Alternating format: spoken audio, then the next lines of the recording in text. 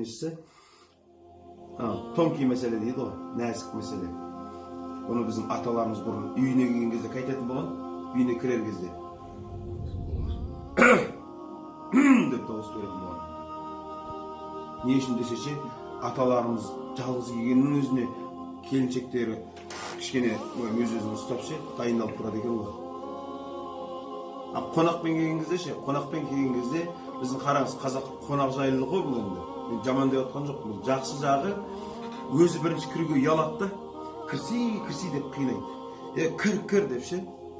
Ал бірақ негізі абзалырағы бірінші үйдің егесі кіреді.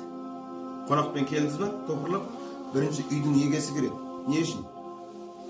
Өйткені біз 5-6 болып келдік, ағамыз келді. Мен бірінші қонақпен кіріп келе жатырмын. Сіздің үйдің егесінің келіншегі жалаңаш алдынан шықса ше, ол өзінің үйінде ғой, жүруге правасы бар ғой. Ол қақтан білет менің айдаладан кіріп кететінімді. Мен бірінші кіріп келе жатырмын.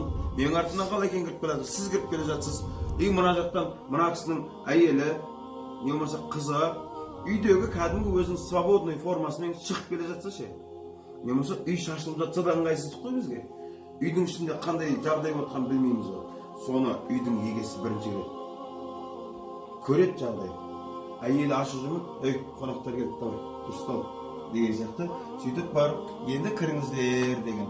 Бұл қалай ойлайсың? Осы қалай болады? Әдеп. Бірінші өзі кіріп алады, одан кейін барып үйді реттеп, ұялмайтындай жағдайда. Одан кейін кіріңіздер. Оны бізде кейбір адамдар айтуы мүмкін енді. Білместік ол. Бізді құрметтемеді ма, өзі бірінші кіріп кетті анау. Не дейді, тентек орын берсе де төрін бермейді деген сияқты.